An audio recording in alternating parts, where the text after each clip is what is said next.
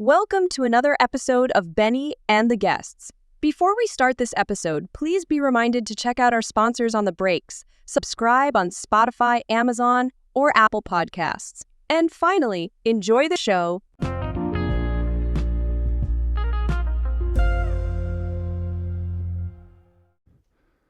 right, and we're back. JD was telling us,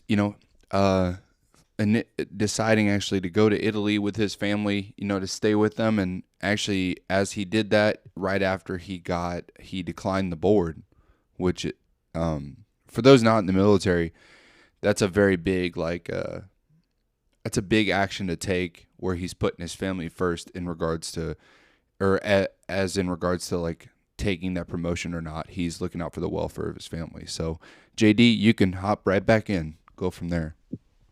Yeah, I like to say like all money ain't good money, right? If you're a domino player, you understand what that means. So to be selfish and take a promotion could mean I could lose a lot more, in the end. So, that was the approach. And it really didn't matter to me at that point because my wife had been, stringing along and doing all the things that, taking care of the family. And she wanted this one thing, after 14 years of following me around and, all the ups and downs and all my BS, it's like, it was a no-brainer. I just had to make sure, this dude put me on orders first. And as soon as I seen my assignment, I declined. And, those mentors I was talking about, I got some nasty grams like, what the hell happened? Your name wasn't even on the list as being, eligible. Like, what would you do? I was like, I'm going to Europe. And they're like, what? And, explained it pretty much how I just explained it. And they got it, right? They were like, nope, you're right. You did the right thing. Forget what I said. We support that. And like I said, the branch manager at the time was like, you just killed your career, this and that. Hope you're happy. He was being a Debbie Downer about it. But I was good, because we made that decision, as a family. And that was the first one really that we made together. And, ultimately I still made it, but that one, when I declined, it legit like set me back 4 years in the promotion system. Man, 4 years. 4 years. Yep. Because of timing, it threw my timing out of whack. And I missed the academy 1 year by 1 day. I had to wait a whole year because of 1 day was the cutoff. November 30th was the eligibility date. I got promoted December 1st. So I had to wait a whole year. Oh my gosh. Because I wasn't eligible. Right. So that was another year, right? Out of the other 3 years, just to even become eligible. So it was legit 4 years. And then a year at the academy, right? So that's 5 years. And then a year to promote. That's 6 years after the fact. I finally penned Sergeant Major, because of a decision that we made collectively. Now, I will tell you, Vicenza, Italy, if y'all haven't been out there, like that is the best kept secret in the world. I would have stayed there for the rest of my career and stayed in that paid position and never left. And, we only got to spend 2 years there. The whole time I was there, I was a first sergeant. I got promoted anyways. And, what? Became a first sergeant. Jeez. That's just awesome. No, it's just awesome that you got promoted still, regardless of that, though. Like, I'm glad. Yep. And, I had back-to-back companies. I left Italy, went straight to Hawaii, took 71st.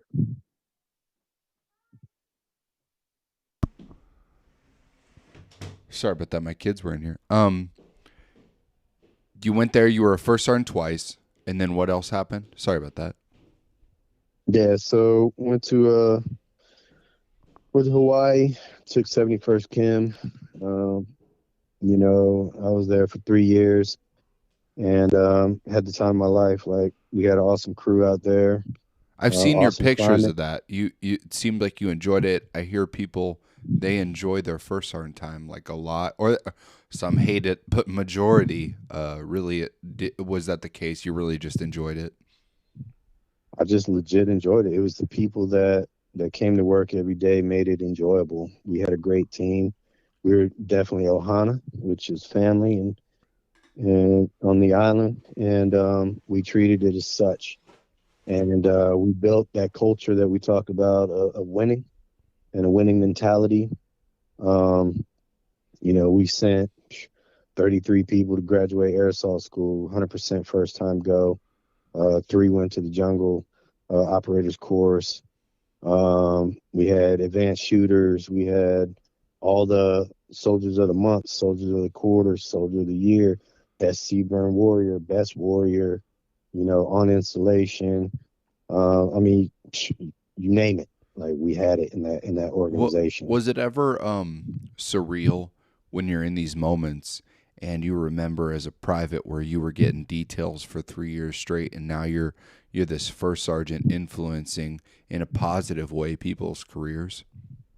That was my motivation, man. Yeah. Like I always reflected back, what can I do better? What other opportunities can I provide?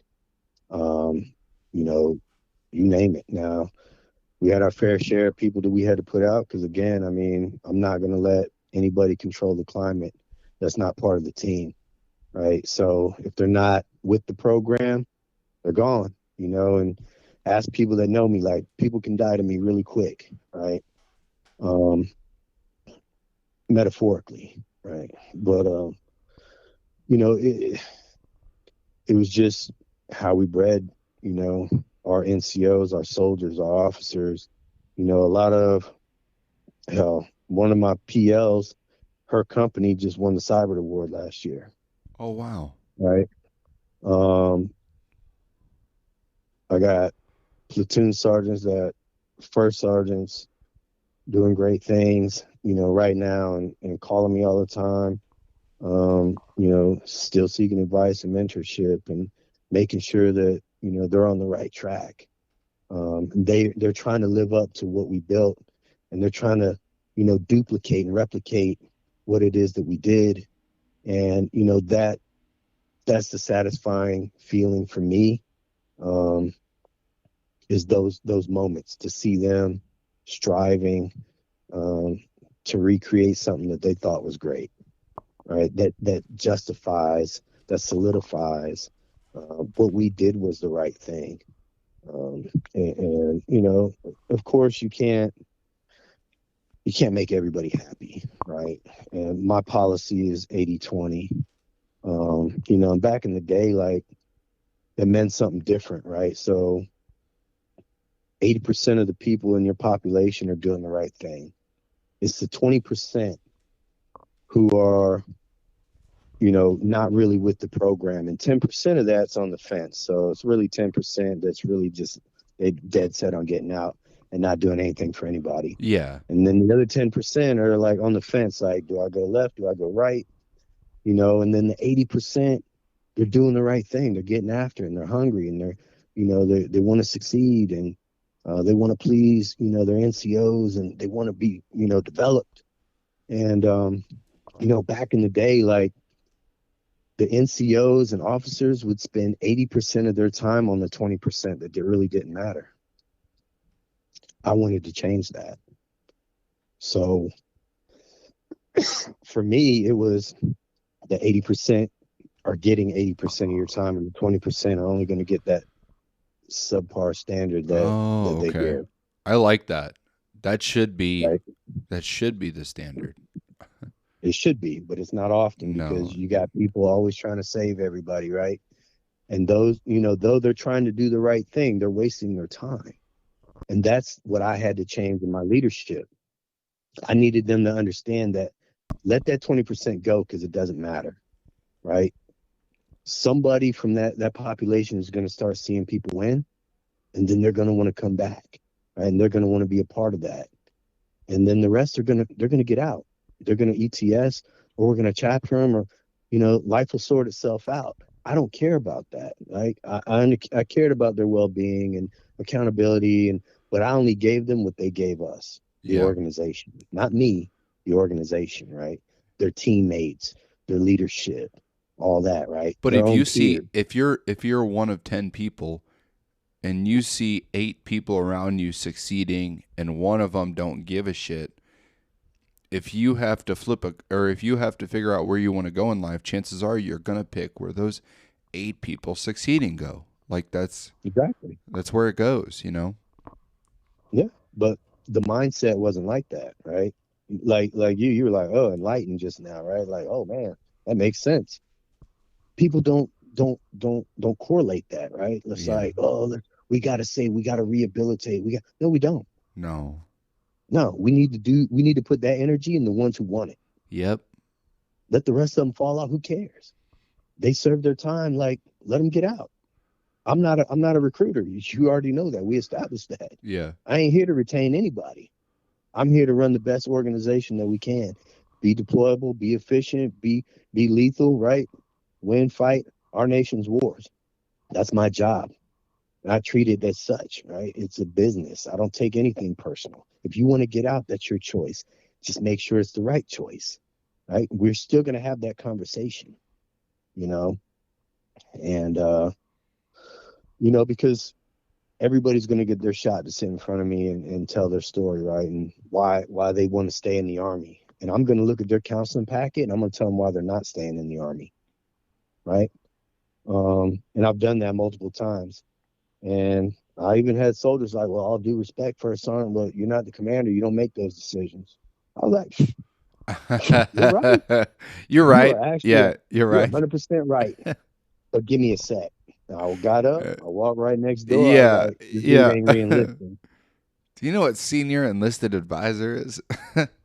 Come on, man. And then I showed him real quick that you're right. I don't make the decision, but I advise the decision maker and I influence that. And I told her, I was like, we're not re-enlisting this individual. I was like, hey, hero, you're up, brother. Commander wants to see you now. You're ready. He reported. He was like, ma'am, I want to know. Absolutely not. We're not fucking retaining you. Yeah. Sign here. I decline. You're not re-enlisting. You will ETS. Well, I want to do skills bridge. Nope, decline. You're not doing that. He wanted to do 6 months, and work on him. I was like, all you've been doing for the last 4 years is working on you. We're done with that. You're out of here. Right? You're cut off. And we put him out, and I wanted my sub leaders, subordinate leaders to see that this is how business is handled. And there's a lot of times where they were like, I had to be the bad guy, which whatever, I don't mind. I'll be the bad guy, but you better have your shit together. Because there's many times they've come to me like, oh, I want to do this. Well, let me see the counseling. Oh, well, nope, no counseling. They're going to the board, preparing properly, or it reflects on you and your leadership, right? Because we are in a business to promote leaders. Somebody in this room is going to replace me. We need to groom them. We need to prepare them. I didn't care if they were shit or not, but our leaders were going to do the right thing by that soldier. We were going to give them every opportunity that they deserved, right? And that they were warranted. And I wasn't going to shortchange them in that aspect. Nobody was ever going to say, First Sergeant didn't let me go to the board, because you got to have counseling to show me why the soldier is not going to promote. Mm-hmm. If you are not doing that, then that's your fault as a leader. Right. So if it says it doesn't say anything, guess what? They're going to the board, because on my triple alpha it says they're eligible and they're going. We're in the business to promote, prepare them properly. Right. And I did LPDs every month. Right. NCOPDs every month. But we did everything through programs. And, we did that in a culture. And that's how we ran things. It was a democracy, because I wanted to make sure everybody had buy-in in all these programs that we were running. I wasn't going to be the one running it. They were, but it had to be their idea. I just had to spark the flame. And then they're like, oh, yeah, I want to do that. All right, cool. You're going to run the air assault program because you're air assault qualified, right? And then everybody in this company who's air assault qualified is going to help prepare the next crop. I sent 9 people at one time to air assault school. All 9 graduated that went through my program, and it was run by soldiers in the company. I'm talking about privates who'd already graduated, training lieutenants who wanted to go to air assault school. It didn't matter. They had the skill set. I put them in charge. Right. That's you providing influence and it's like secondhand leadership, basically, to where you're like, hey, dude, you run it then. You're good at it. And they're like, really? Okay. And then they show the fucking results. It's awesome. It's a great Dude, feeling on not only your part, but their part too. It builds that confidence like you're talking about. Yeah, we went and got them their own air assault T-shirts that they could wear at PT. So they were running their own air assault pre-air assault program. Everybody in the brigade that was going to air assault school had to go through our program as a company. The brigade commander was like, "You guys are so successful. Anybody goes to air assault school must go through your program. If they haven't graduated from your program, they ain't going." That's how it was. Same with jungle school, right? Yeah. Anybody that wanted to do anything, we did everything through a program, and we established standards, right? And then it was a rite of passage. Everybody that was air assault qualified would show up to graduation, show you love, bring you into the family, and guess what? You're part of the next group that's going to help prepare the next. That's what they wanted to do. You know, they wanted to go, so they, for one, they didn't have to be in the program anymore. For two, they get to train the next, right? And we just ran it like a factory like that, you know. And, you know, everybody was winning, so it was a good time. And you know, every job that I've been to, I always said it's the best job in the Army. It's the best position, but I'll truly say, as a first sergeant, it doesn't get better than that. To be able to see your influence come to light and people's lives change, people's attitudes change, people's goals change, you know, based off being consistent, being stellar, being stand up, doing exactly what you say you're going to do. There's a lot of people like, oh yeah, I'm going to help you out, and then they fucking disappear, you know. Oh yeah. They lose credibility, right? That's why I said, like, people will die to me quick, you know. In that regard, you tell me something, you have no reason to lie to me. Tell me no, like, no, I ain't doing that. And then cool, I respect that. I gave you the option though, right? But if you tell me yes and then don't do it, you just died, right? In my eyes, you can never do anything, you know, around me like that again. You can't tell me anything. For one, you're a liar, right? So once you lose that credibility, like, I have no use. I can't use you. I can't trust you. If I can't use you, so you're gone. I'm going to find somewhere else for you to go. And it's just somebody else, you know, that maybe they can help you. I can't, obviously. And you don't want to help yourself. So I'm not going to meet you halfway when you're not even willing to meet yourself. Right. So that was the other thing, right? Like, that individual has to put in the effort as well. And if I don't feel like they were meeting me in the middle, right, and it was kind of lopsided, I'd let them know, like, hey, you're not keeping your end, you know, like, what are we doing here? Because you got gates. You said you wanted to meet. I'm here. Where the fuck are you? Right. And this is like sergeant first classes, you know, as a sergeant major, you know, I do it at master sergeant majors, like, to anybody. I think it happens on both ends. Field Like, you're grade a first officers, don't sergeant. matter. If you're even down low as a private specialist or a sergeant, and you see these staff sergeants or sergeant first class that promise all this shit, or, you know, they say they're going to work with you and then they don't, you lose respect really quick, because you're like, dude, like, you keep saying all this shit you're promising, and like, I'm ready to put in the work and you're not. I'm done trying for you.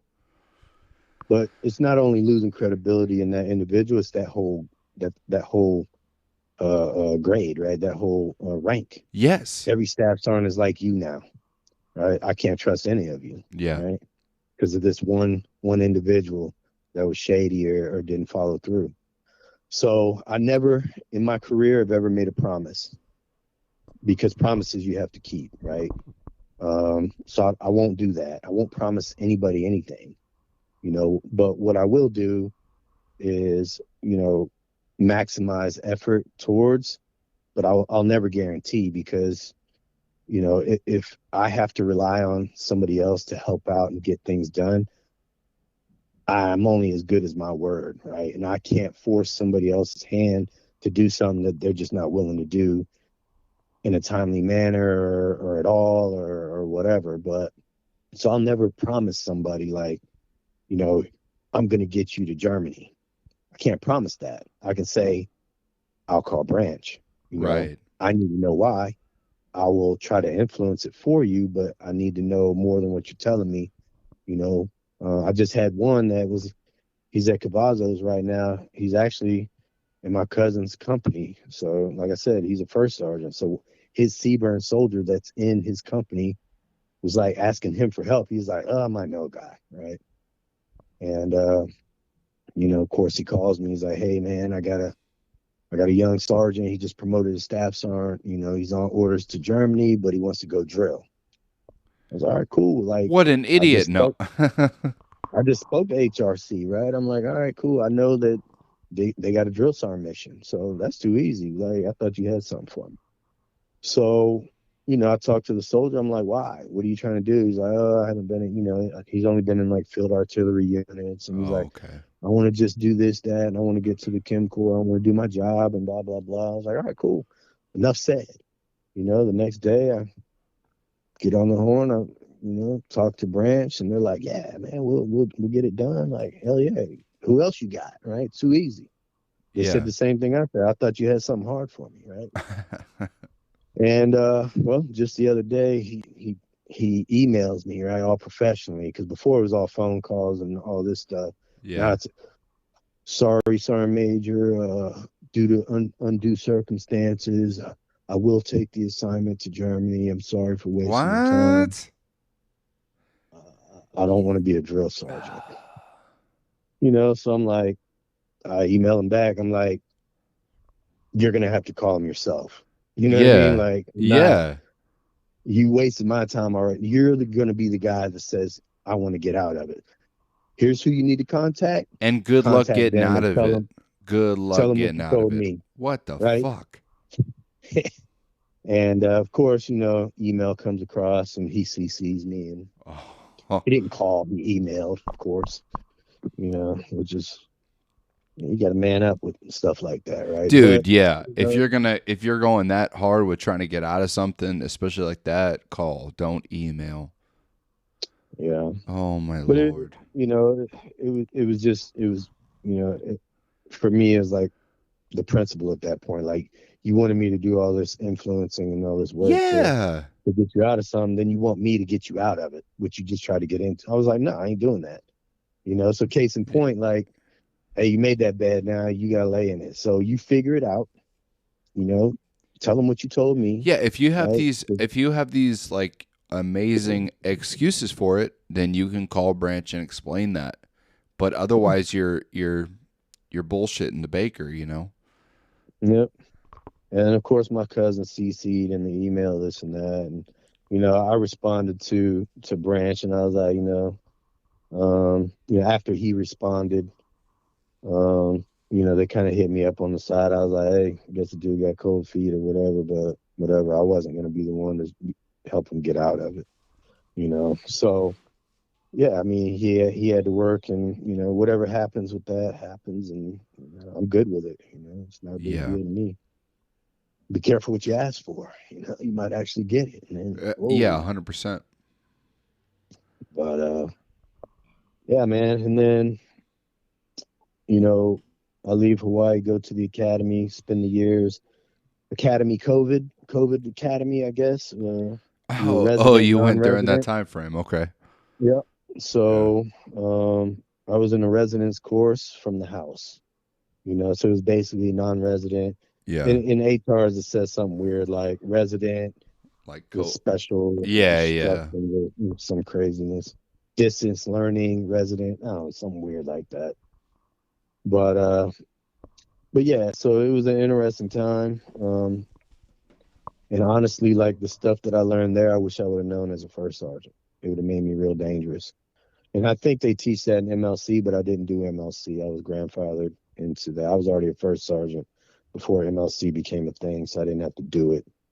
But there was a lot of things in there that I do LPDs and NCOPDs on. When I'm out there talking, that I bring up that I wish I would have known at certain levels, to have them go out and research, because it's vital, because a lot of people are out there struggling in these leadership positions and they haven't been developed properly. And I had some pretty good development, throughout my career. And I still wasn't prepared for some of the things that I was learning. at the academy. You know, I didn't struggle at the academy, but there was a lot of aha moments. Like, man, I wish I would have known that. I Yeah. wish I would have been, knew that this, reference and publication existed. And, did you know that there's a document out there? It's like 600 pages of how the Army runs No, I didn't know from start to finish. that. Everything from logistics, all warfighting, how the Army runs. Yeah. It's what the book's called. How the Army 600 and some runs? pages tell you exactly how the Army runs from tactical, operational, and strategic Isn't level. that funny that like nobody, like I'm sure if I asked soldiers, 19 out of 20 soldiers don't know what the hell that is, but everybody knows Exactly. what 670-1 is. That's funny. They know what it is, but they don't know. Sorry, What is Major. it, man? Sorry, Major coming out. They don't know how to apply it. Um. Yeah. So. No, yeah, sorry, but like, so you go from Fort Schofield Barracks. You're out of there. You go to the academy. You're there for a year, Yep. right? It's pretty. Or Yep. well, you were doing it distance though, right? So were you still in Hawaii or? Nope. I was in El Paso. I went to the academy, Oh my and God. then Oh, okay. I did it from home while I was there. I lived 3 minutes from the They academy. make you PCS, but you still had to do it from home. PCS there and did it from home. Yep. Yep. It was funny because there was like, we were all doing it from home. So you see guys like, because we were on camera and stuff, guys are in the laundry room. One guy, like, his kids were stacking solo cups behind him while he was briefing, and then just crashed through it. Like, all kinds of craziness. Um, it was an interesting time, and I wish I could have, networked and seen my peers in person. For the last couple of weeks we were there, we were able to fucking integrate because they were trying to open the academy back up for class 72. And, they wanted them in full time, which they eventually got to, but they wanted to have us, have a real graduation instead of virtual and this and that. And, so we didn't really get to interact with our peers like most academy students get to, so we were kind of robbed a little bit, I guess, of the experience. So it wasn't as great, to me as, most people would say. I could have I would have rather do it from Hawaii and just, or wherever I was going next. But, I end up at Fort Bragg / Liberty now, after the academy, and, go to the 82nd. And So this is you're at what 15 years now or 14? so when I graduated the academy, I'm Yeah. at 20 years in Okay. the head. It's just Yeah. fun. You were talking not funny, but it's um, ironic. Originally when you joined, you were like, "I want to 82nd. I want to do it." Yeah. 20-year Yeah. mark. I'm at the Finally, 82nd now. finally in the deuce. Yeah. And oddly enough, like, I've been paratrooping for a while. Like I said, I mean, I went to airborne school in '06. I was, like I said, seventh group from 10 or 11 to 15. And, my first jump back into the 82nd almost killed me. My first jump of the T11, I came in backwards at a pretty high rate of speed, got knocked out, rolled into my suspension lines, and choked out. I think I heard A you talk couple- about this on I think it was your Yeah. podcast. Yeah, I did a You- podcast on it. Yeah, man, that was insane. You got choked out, the lines crossed, you had to get it cut. You didn't even know what the hell Yeah, was going on. You woke up with just hemorrhaging, right? It was exactly. insane. I had no clue. None of this was going on. I had Yeah. no clue I was out. My last thought or my last memory was, man, this is going to hurt. And then next thing I know, I guess I'm coming to. Luckily I was on the second pass and there was already troopers on the ground, man, that were watching. They always tell you, Yeah. like, if you're on the first pass and you're good, like, watch out for your fellow jumpers. And, I mean, it's just the right of the, right away of the air and things like that. Watch out, make sure nobody lands on you or whatever. But ultimately, make sure everybody hits the ground safe and everybody's good before you walk off or run off the DZ. And or if you're in, real world scenario, like you're getting your weapon and you're providing security and building your LGOP, right, and getting ready to move, shoot, communicate, secure, sustain. So, yeah, there's a young trooper on the ground, man. He was one of the small unit ranger tactics instructors. So out here we call Oh, that CERT. okay. Yep. So he was pre-ranger instructor. He was on the ground that saw me coming in, and he watched me. He knew as soon as I hit feet, head, that I was out, the way my body flopped into the chute. And then once the chute took off, he just started running after me. And, thank my lucky stars he was there. We wouldn't even be having this Yeah, conversation. thank God for that dude. Damn, that's crazy. And, there's a lot of, I went through a lot of depression with that, man. Because I've done a lot of crazy shit and I've been in a lot of shitty situations.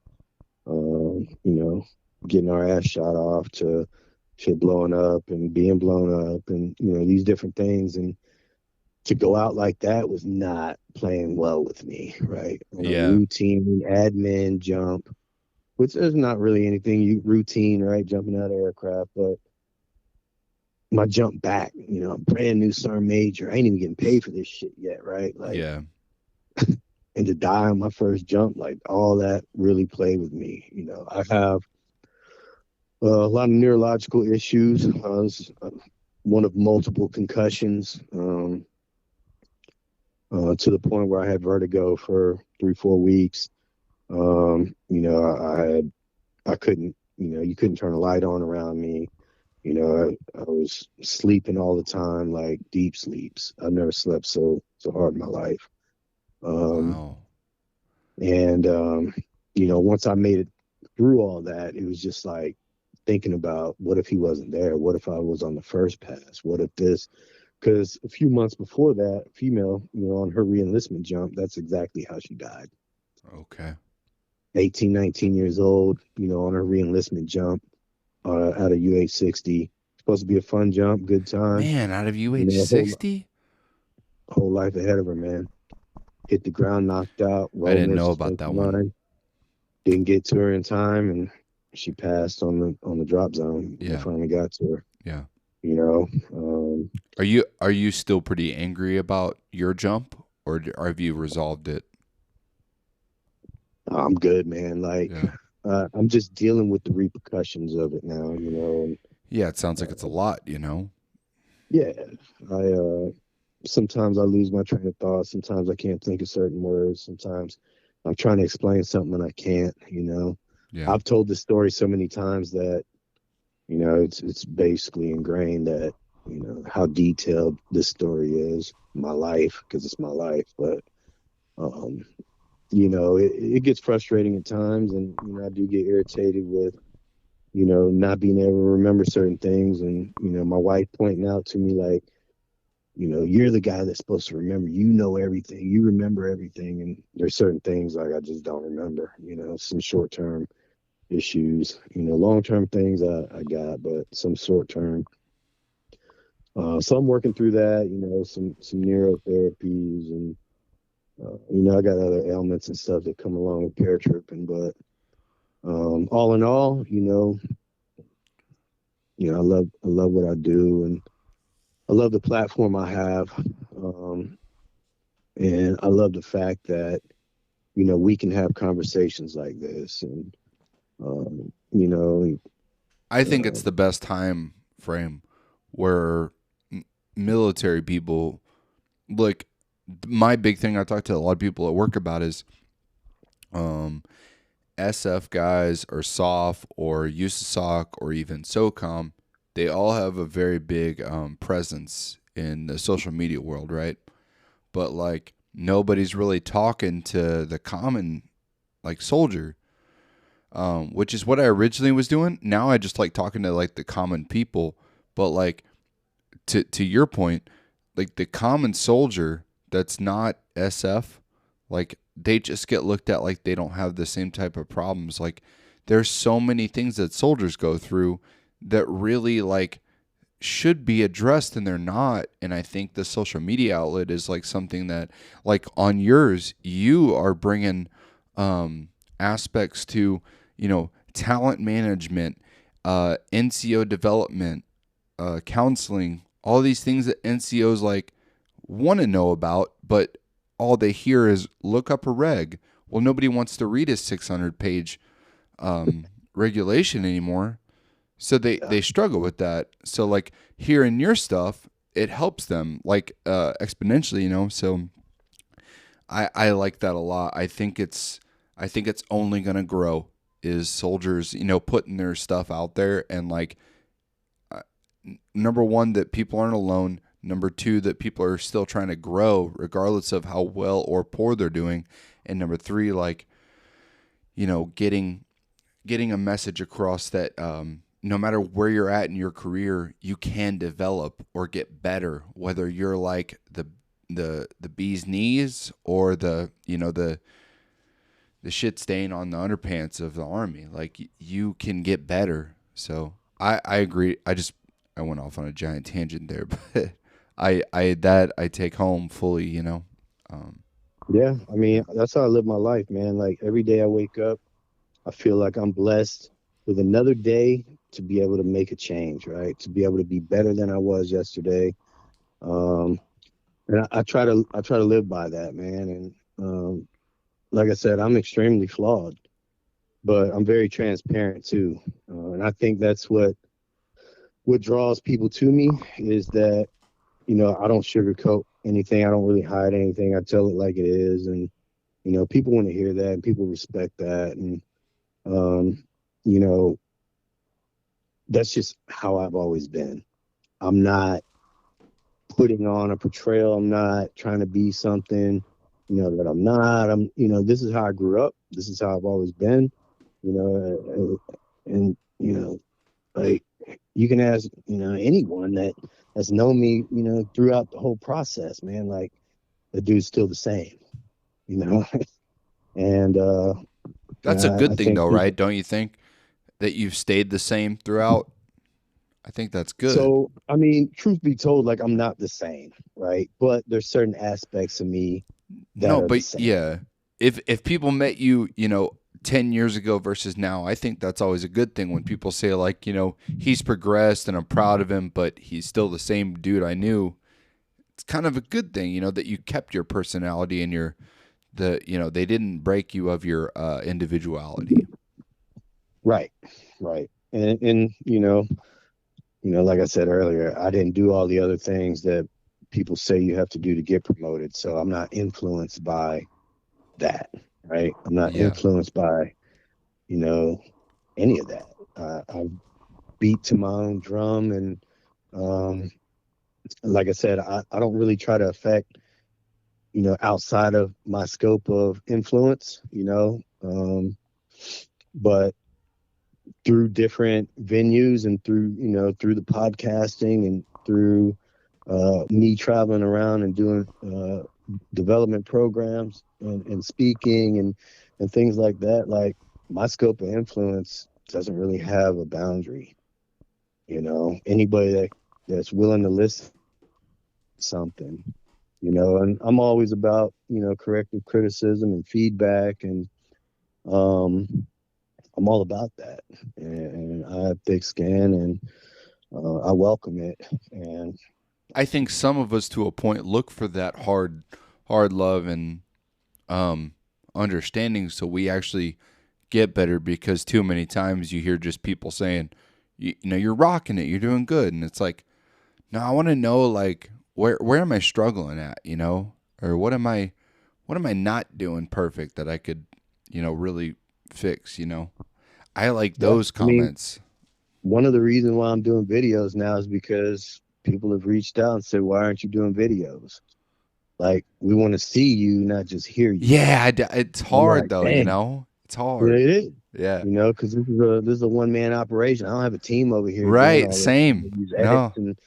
and I got to make the cover. I got to do the editing. I got to do, You got to make sure all the the audio's mixdown. synced I up got to with the chop everything. video.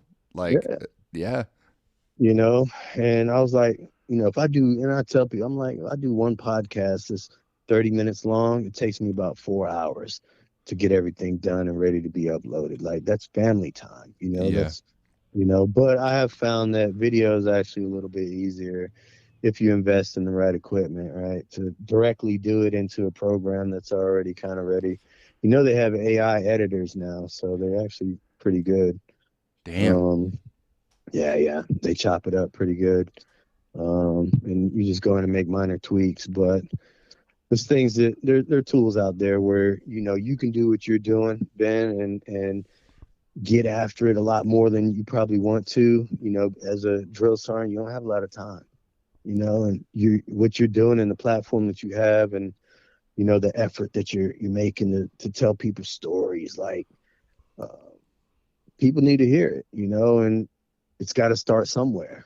And I hate that I waited this long. And I've been asked on many occasions over the years, like, do you have a somewhere where you put content and things? I was like, nah, I don't do any of that. And it was actually Matt Henson is the one that got me to do this, right? And it was really Matt's idea. Yeah, Like, he he's wanted to do okay, he's all right to talk to, but he wanted no, to do the podcast. no, he wanted, is, yeah, but he wanted to do it, and he was like, "Hey, would you be a guest?" I wish And, he would. I wish he would do one, because you and me both know him from different aspects, and you're just like, dude, you have like a story, you have a life. Like, put that out there to people. I don't know if that's yeah, your I'll tell experience you, with him, but like, looking at the analytics, right, when he's on the podcast with me, like, doubles probably any other podcast that I have. well, I really want to try to get him on here. Yeah, But I yeah, know he's a busy man, and he's got that. He's an outsider now, and he's got that yeah, family yeah. time. And no, he motivated me a lot when I was younger, as a sergeant, and then I saw he did music outside of this, and it was kind of like oh, you can have a hobby besides the Army. That was like Yep, when I was a very young person. It showed me yep. that. Yeah, I got many hobbies.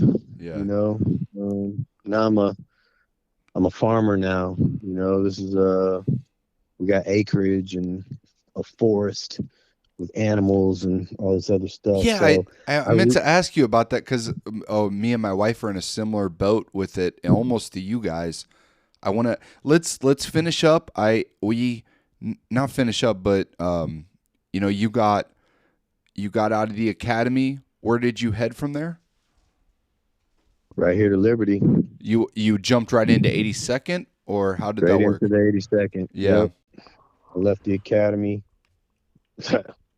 literally and figuratively jumped into the 82nd. yeah, That was the almost killed myself story. yeah. And from there, like, my first day actually in the division was the Neo operation in HKIA. Like, we were the blowout freaking contingency operating force to go back to HKIA, and conduct the Neo operation and pull the last people out of Afghanistan. That was my first day in the division. Wow. And then my accident happened. That was in August. September, my accident happened. And then it took me to about January to recover, to where I can go back to duty. And then February, I deployed to Poland in support of Neo operation for Ukraine. And spent almost 6 months over there, setting up the European theater to what was now the war and conflict with Russia and Ukraine. So we were there on ground, literally commandeered a civilian airfield, and laying in the mud because we didn't have shelter, housing, anything. We didn't even have our shelter halves, our little pup tents or any of that shit, because we were traveling so light. Did that, and then we came back from that. Kind of got back on track with supporting airborne operation or airborne recruiting, LPDs we were doing back there where, I ran into you a few times. Back at the schoolhouse, best warrior competition, trying to still provide opportunities for our guys in the 82nd. So we were able to pull off Steel Box, which is a recce validation there at Fort Leonard Wood. We were trying to conduct an airborne operation, but winds didn't play, so we ended up air assaulting. But it went off without a hitch, and we got a lot of good training and stuff like that out of it, and so that was good. And then Sudan stuff happened. A bunch of other stuff. So my first day in 18th Airborne Corps was the Israeli crisis, right? And all that. I was like, damn, I can't get away, and nothing really became of that, but we were prepared to go and support, and just the op tempo of the units, even at this level of staff, like is very, very operational. So everywhere I go, man, like I think I'm gonna take a knee or I'm gonna chill or it doesn't happen. Like I don't know if all that crisis just follows me or what, but um, it all works itself out, and you learn how to build the team faster that way in crisis. Because I always say like those who suck together are stuck together, right? So anybody who's going through the ass pain of a situation together, on the flip side, like you build that bond, that brotherhood, and you're just that much tighter when you get home. So ultimately, like when I took over as a first sergeant, like we went straight to the field and we built the unit that way, in the suck, and it works, it works. But yeah, man, and then that's my current situation, at Corps, and now I get to help shape and influence, the CBURN aspect of multiple divisions and multiple brigades. And, there's still a lot of mentorship to be had, still a lot of coaching and teaching, still a lot of opportunities that need to be provided. And, we're still seeking those things out. And, I have many one-on-one conversations with sergeant first class and above. I try not to get down to the staff sergeant level of where I'm at, but as a sergeant major, 2 levels down is sergeant first class. So I will still engage and seek those people out. But if somebody, because I still have folks who seek me out, and I definitely take the time as well. Bring them to my office, or I'll go meet them somewhere, or they'll see me out, and we'll have a conversation. So, I'm highly approachable and in that regard, and I think people know that. And I try to make it a point, there's no walls up around me, like fair game, because it's just nature of the position and nature of the rank, right? And I'm here to serve a purpose, and it's definitely not me, right? So if I can help shape, influence, coach, teach, mentor, train, I'm still going to do it.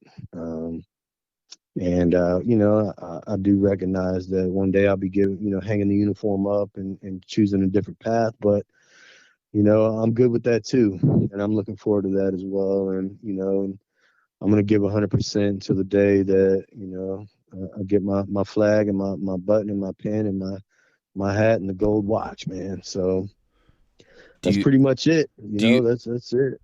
Do you think that'll be coming soon, or? Yeah, the writing's on the wall for me. I'm coming to a point in time in my career where, I'm starting to look at other things, and the possibility of figuring out what I want to be when I grow up. Yeah. And I think that's the age old question. Besides, what the hell do you want for dinner, right? It's what do you want to be when you grow up? Nobody really has that answer, and neither do I. But I'm still searching, and I'm intrigued. I got plenty of options. So I'll make a decision, and I'll make a family decision, and I'm not going to rush into a decision. And I'm definitely going to negotiate my worth. And if we don't make a deal, then we just don't make a deal. But I'm not going to settle for less, Yeah. because I'm not saying I did that in the Army, but there was many opportunities that were provided that I turned down, and to finish this. And I took advantage of every opportunity I had here. Though monetarily, what I do doesn't necessarily equal out to what I get paid, right? And so on the flip side, when I'm on the other side and we're playing dog eat dog, like, you're going to pay me what I'm worth, and then you're going to get what you get, right? Right. So Right. That's yeah, I that's mean, the whole point when you get out is like you flip it to, no, I do get paid what I'm worth because I worked for this and now right. I know what Yep. my skill level is. Yeah. The one thing you can't train in life, man, is experience. Yes. So that's what industry seeks, is the experience. Yeah. In the way that military members are, well, for the most part, are organized and disciplined, and very black and white for the most part. Yeah. They know what they get with you, and you're going to be loyal to those with whom you serve. So that's it, man. That's on the horizon. So Dude, I loved your story. I loved it. I have I wrote down questions for you, just like some random ones about Army in general, like just I it's pinpoint, but you'll get it. E4 this I wrote these down. Sorry if it seems random, but I wrote it down in succession of when you were talking. So, yep. E4 Mafia, do you think it exists still to this day? And if so, is it good or bad? I don't think it exists to the point of where it used to be, right? Because when the E4 Mafia was strong, it was like, it was the guys in the barracks that you work with every day. We didn't have social media, and we didn't have cell phones, and we didn't have all that. What we had was conversation, and what we had was loyalty to each other.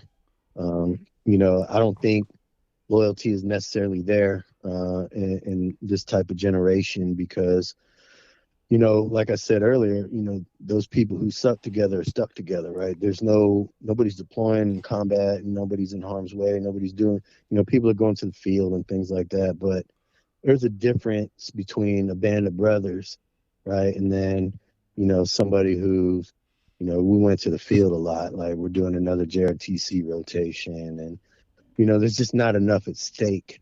Now, do I think, there's people out there that are barracks lawyering and trying to influence, Well, yeah. like, hell yeah, of course, Yeah. all people are always going to add their opinion and say what they think. It doesn't mean they necessarily research and things like that. But, kids today believe everything they see on TikTok, right? And I get to hear it all the time. Well, I'm like, where'd you learn this? Where'd you hear this? Oh, TikTok. I'm like, man, that's not research, right? That's not, that's somebody embedding an idea into your mind, and you believe in it without researching it. So, yeah, I believe it's there. It's just not as strong. The loyalty's not there. Like, there's not enough at stake for them to really care. I mean, I could see a lot of people like selling each other out and shit.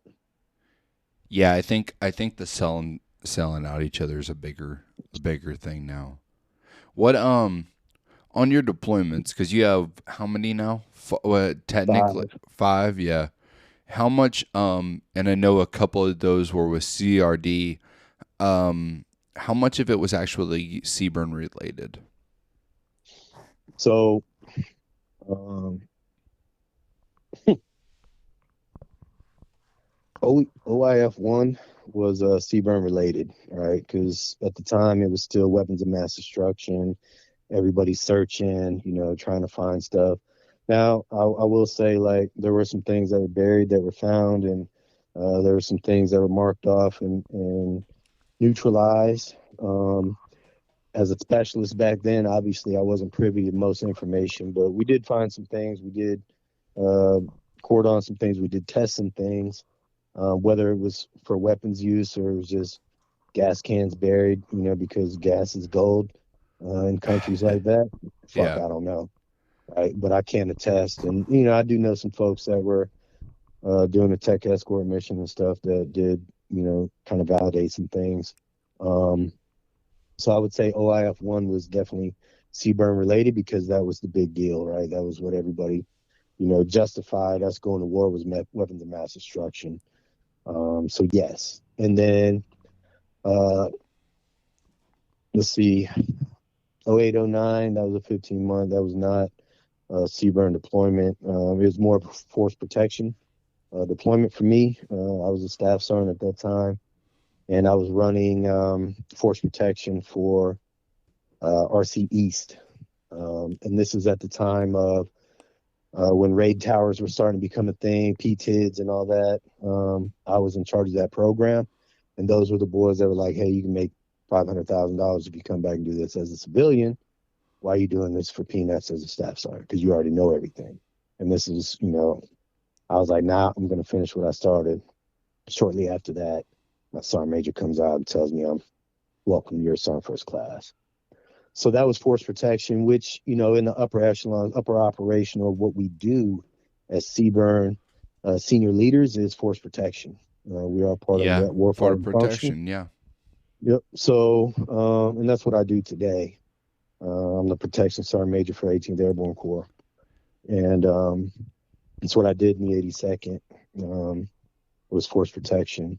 So the CRD missions, I was the exploitation analysis guy, right? So I did all the BDA, I did all the seek-in. So Yeah.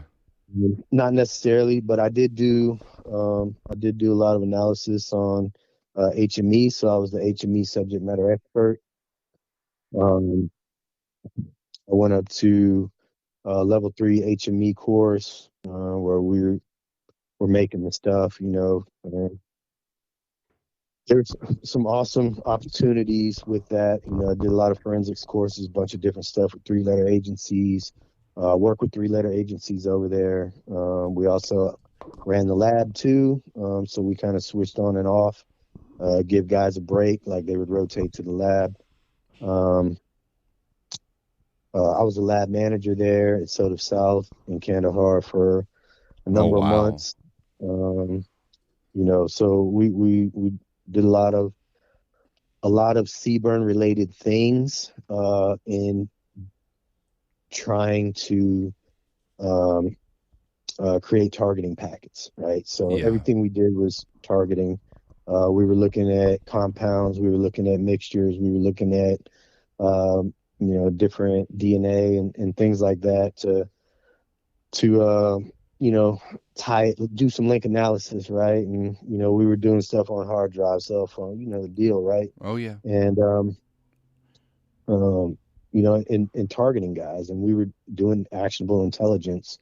And some of it was on target, some of it was brought back to the lab, some of it was brought back to our compound to analyze later. It just depended on the mission, but exploitation was my For those that expertise. are for those who are confused, we're really getting in the weeds here, but it's generally just intelligence. What you're talking about is we're grabbing intelligence from a scene, and then you figure out what they're doing, and you build what he's called a target packet. Is something like you're just trying to narrow somebody down.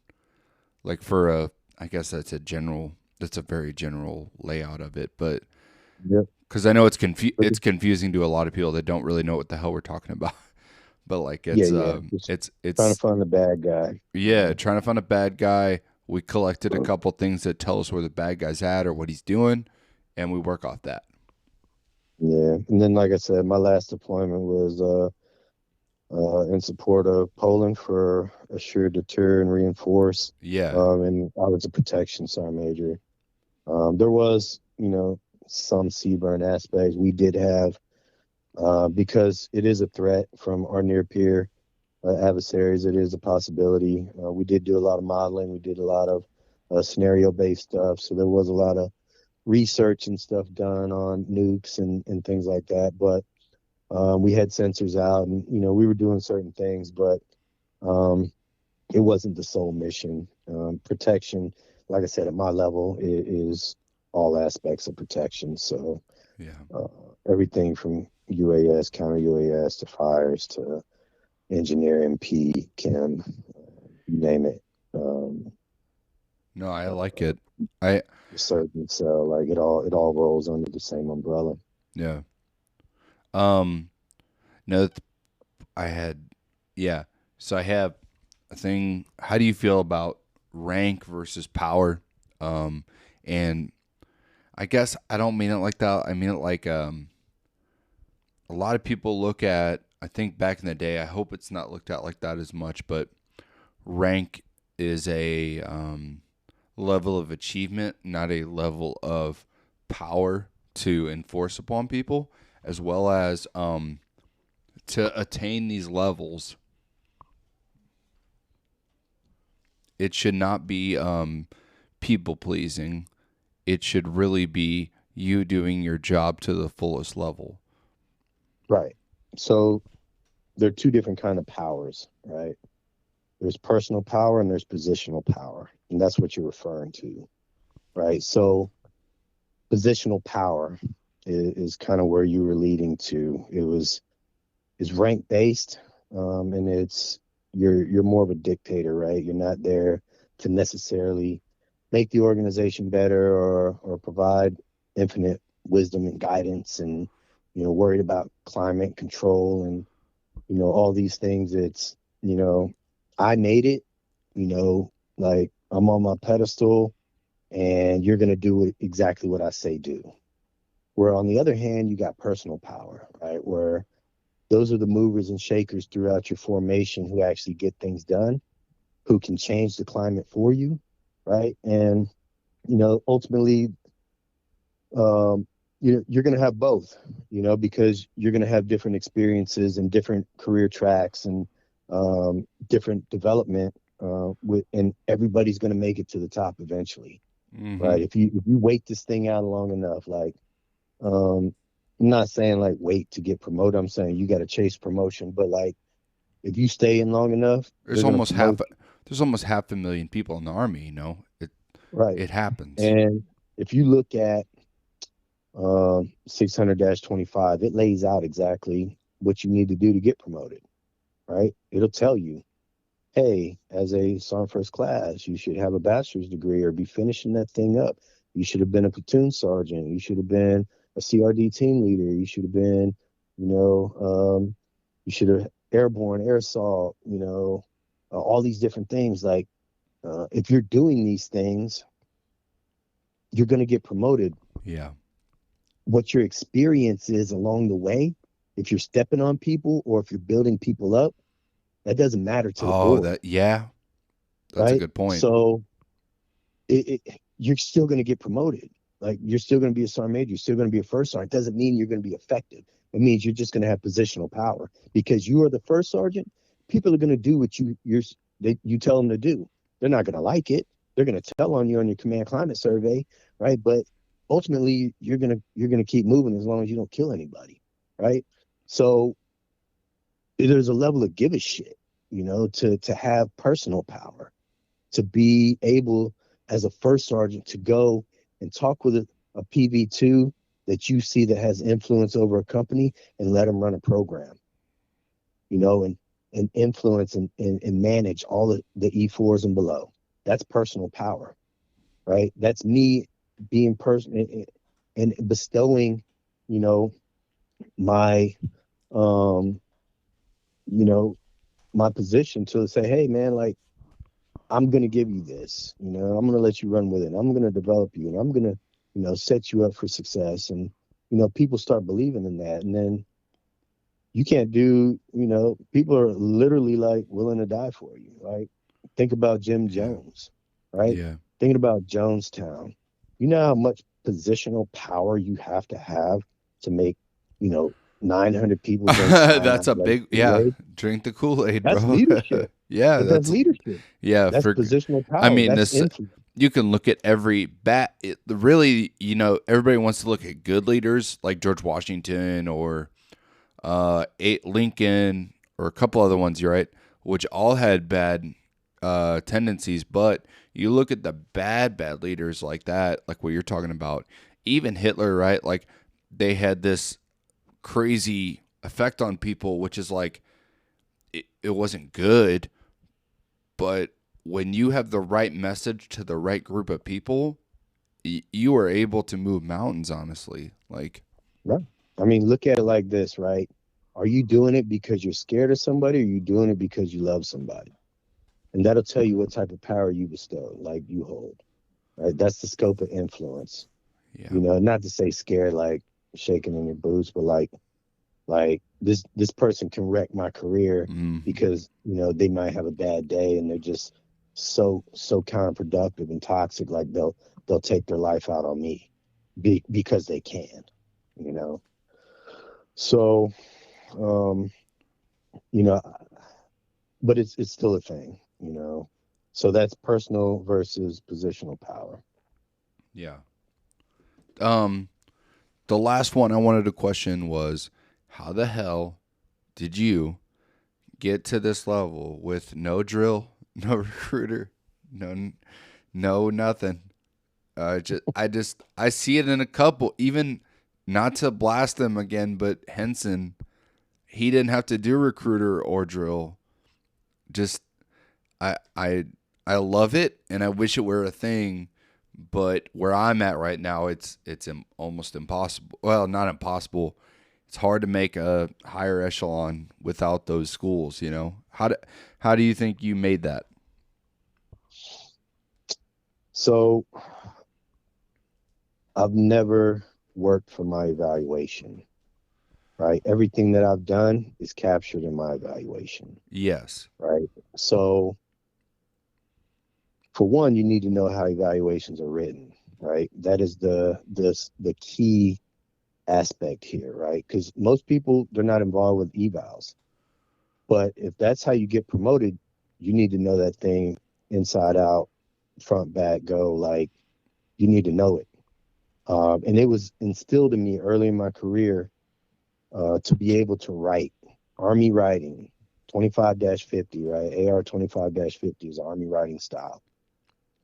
You need to know that words matter, and where those words go matter, and how evaluation is laid out matters. And those words that are put in there actually matter, because sergeants major sit on these boards and they don't know you from Adam, right? Yeah. And all they have is those words that are sitting in front of them and your photo, which they don't do photos anymore. And then they're looking at attributes, they're looking at competencies, they're looking at performance, and they're looking at potential. Everybody knows that we are promoted off potential. So what your senior leaders think of you and say about you matters. Are you number one? Are you most qualified? Are you top, 24%, right? Because we know that this day and age, in order to be most qualified, you got to be within the top 24%. If your senior rater says you're 25%, you're not most qualified. Yeah. See what I'm saying? Yeah. So I've always taken a vested interest in how my evaluations are written. So it doesn't matter that I'm in SOCOM, doesn't matter that I'm in UCOM, doesn't matter that I work in AFRICOM, doesn't matter that I'm working in ForceCom, doesn't matter if I'm in MedCom. Wherever I'm at, I need to be the best at whatever I'm doing. It has to reflect that. Has to paint the picture, has to tell the story. Every bullet has a cause and an effect. If it doesn't do that, guess what? You're not getting promoted, because they don't know what the hell you do, right? Yeah. And we think as leaders, because our MOS is so technical, that they put all this wizard shit in there. Guess what? Nobody knows what that means, except for the one Kim dude sitting The on the one board. chem dude. I think a lot of people get confused. Even me, Sure. I never knew up till now, the past like year. I always thought it was all chem dudes sitting on the board. It's one. Nope. It's a bunch of One. other MOSs that are trying to figure this out. So it has to be very basic, right? But it has to say a lot, if that makes sense. Yeah. So don't use big words. Use Army terms. Understand Army writing. Every bullet has to have a cause. So quantify qualitative bullets, So people can read through BS. If you're just writing fluff and generic shit, like it's not going to help your cause, you know. And what your senior leaders say about you on your senior rater counselings matter because that's your potential.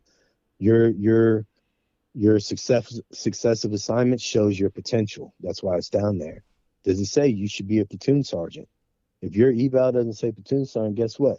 You're not going to be a You're platoon not going to sergeant. be a platoon. Yeah. It's not going to happen, And people get up in arms about it and like, I'm not getting promoted. They're getting promoted. They're only doing it for their eval.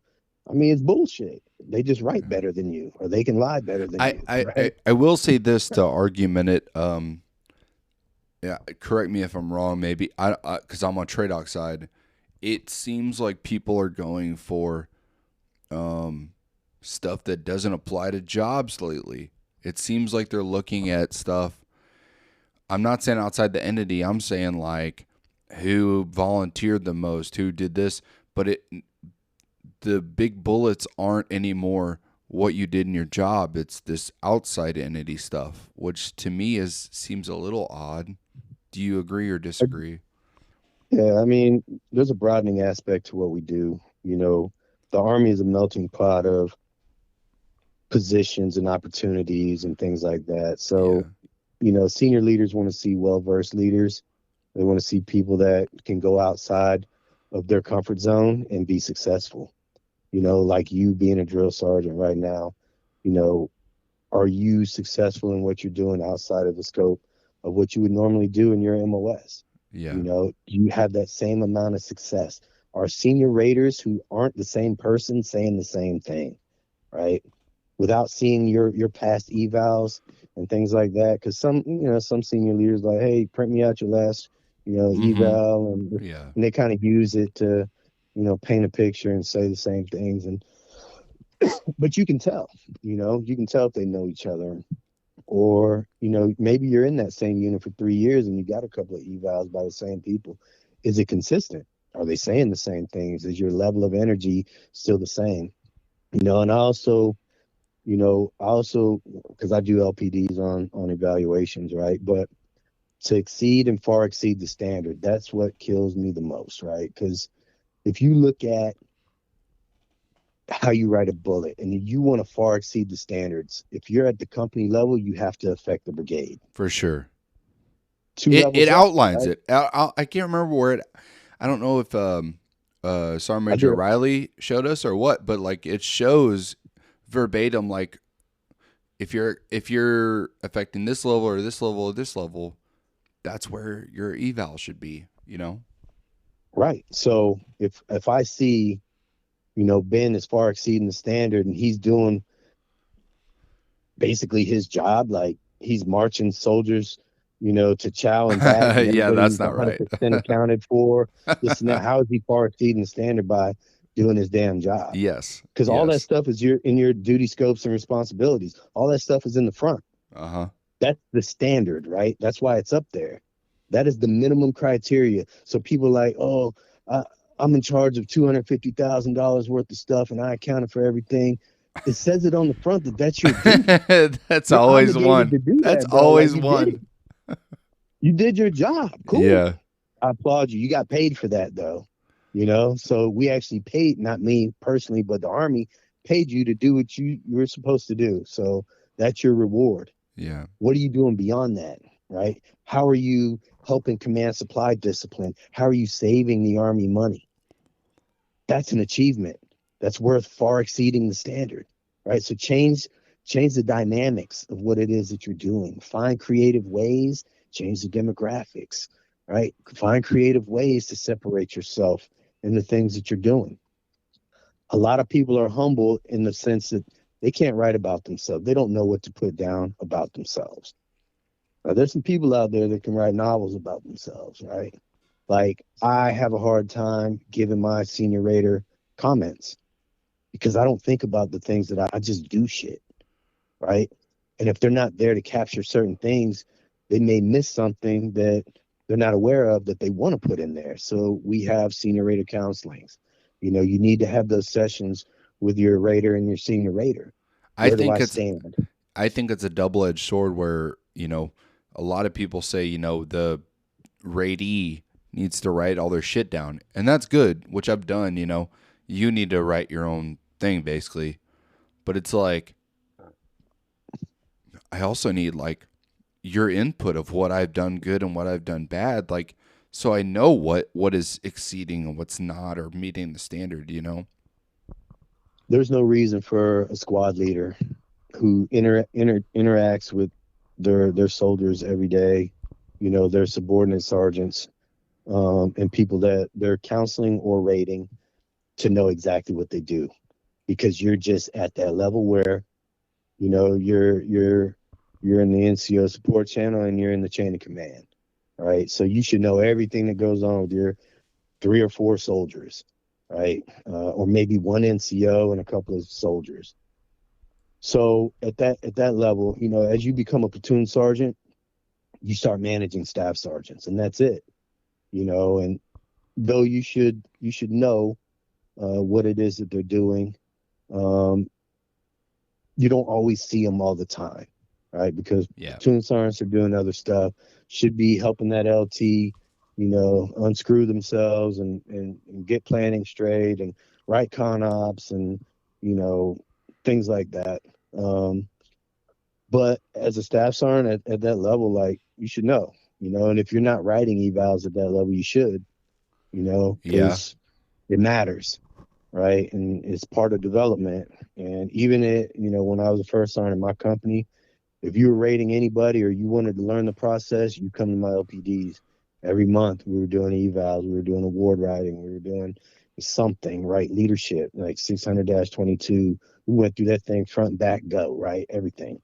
7-0, all the basic stuff, understanding troop leading procedures and, how to actually update an SOP. Everybody always says that, I updated SOP. Yeah. Like, dude, like, what did you actually do, right? Like, but we were actually doing it, and because it all matters, and it takes a long time and it takes a lot of effort, and people don't want to spend the time, but you have to invest in the future. You have to put the time and you have to invest in your subordinates, and it matters. And I'm telling you, that's how I got promoted. Yeah. Taking care of people, taking care of business, and exceeding expectations above echelons of where I was at. Right. I'll tell you. Remember that air assault program I talked about? Yeah. That the brigade commander was like, that affects 2 levels up as a company, right? So we were already, I'm going to tell you right now, me, my commander, my operations sergeant, and 3 out of the 4 platoon sergeants were all MQ'd out of the whole brigade. Oh, wow. Because we ran, you were affecting that level. We ran brigade level programs as a company. My PFCs, I had 2 of them. I told you about one, but I had 2. They were running the brigade combatives program because they were the only 2 master combatives in the brigade. They ran a brigade level program as PFCs. Yeah. They could do no wrong, right? But that affects the company, right? And that affects up to the brigade. So we're far exceeding the standard, by the letter of the law, So, but that's putting in people in position to win. I can capture that, right, as the leader of that organization, because I help influence putting those people in position to do those things. So some people can get misconstrued and be like, oh, he's doing it for his eval. No, I'm setting you up for success, but I'm also capturing that success, right? Through our development, through mentorship, right? Through the process. The only reason why you're there is because of us, right? And because of the organization and the opportunities you're afforded. So yeah, you can feel good about capturing those. So yeah, that's pretty much how me and Matt did it, honestly. Because we've had these conversations and, we talk a lot, not as much anymore now that he's gone. And we've talked about that too while we're not broing out, but life happens. But yeah, I mean, it's pretty much the same for him. And, we have a lot of the same views and thought process behind things. And we get a lot of the same questions, like, why aren't you in certain positions? And, why aren't you doing this or that? Or, Oh, I have my own. I have a bunch of questions about that could go on for days because I don't see why you're not in a higher echelon, but it's whatever. JD, you've provided so much in light, not only like your story, because your story was something out of the books, that was something amazing, and to see where you've gone from where you started to where you're at is amazing. But to see you now flourishing and enlightening not just me but other from PV1s to SARM majors and above, you are a true lighthouse of information for people to succeed. So I can't wait to publish this and for people to listen, because this is maybe one of the most enlightening episodes I've ever published. So I really can't thank you enough for coming on here and explaining not only your life, but the past hour of your wisdom and what you're explaining to people that should be common sense but ain't common to most senses, So thank you so much for talking to me, explaining stuff, and getting after it. Okay. Yeah, brother. Anytime. Like I said, I appreciate you hitting me up and giving me the opportunity to share and tell my story. I like doing it. It's actually therapeutic for me as well, to be able to share and unload some of the burden of what life can throw at us. But I'm just humbled and honored, honestly, to be in the situation and have the opportunities and have the people that positively influence me in my life to help me get to where I'm at. Because, you always hear it at all the promotions, like, I didn't do it on my own. And it's a true statement. I never get tired of hearing it. But, when I get invited to people's promotions and, they shout me out or they ask me to pin them, like, I will move heaven and earth to get there, to make sure that I do that because somebody asked me to do it. And it just means that much, to see people win, is ultimately what this whole thing is about, man, because we're in a type of organization that we groom the leaders of our Army. There's no other Fortune 500 company in the world. When you start off at Walmart as a bagger, cashier, stocking shelves, that you're ever going to be the CEO. But here, you could potentially be the Sergeant Major of the Army. You could potentially be the Chief of Staff of the Army. Starting out anywhere. Starting out literally anywhere. Yeah. So, I mean, that aperture is wide open, man. And, we're not doing, our due diligence if we're not grooming and developing the next crop to be better than we are. And, a lot of people are scared to have their, positions taken like it's theirs, like that position is, going to be there before you, after you, like it's not yours. What do you do with it while you're there is what matters, not that you're in it, because you could be, a sergeant major of a battalion or a brigade and do absolutely jack shit with it, but you could tell people in the VFW, like, yeah, I was a brigade sergeant major. Ask me how many people give a shit. Yep. Nobody cares. You could be sitting next to a dude that spent, 3 years, in the Army, got blown up and was forced out medically. He's going to tell you, I don't give a fuck, dude. Like, what did you actually do with it? What did you do? What did you influence? Like, who did you help? Because my shit was cut short. No pun, right? Like, you may be missing leg. My shit got cut short. I would have done this, and these are the efforts. Wounded Warrior Foundation. I'm in all this stuff. What are you doing? So I was sitting here talking about who you used to be. Yep. Like, nobody cares, man. And that's what people need to get out of their fucking head. Like, when I hang this shit up, I'm just JD, man. Yep. When I'm wearing it, I'm just JD. Like, I don't care. I'm going to help whoever. I'm going to, say what I say. I'm going to do what I do because that's who I am. In the uniform, out of the uniform. How many other senior leaders have you asked to come on your podcast, man? That's like, yeah, I'll do it. Yeah, how it's many it's honestly hard to get people like, yeah. Dude, how many do you see on mine?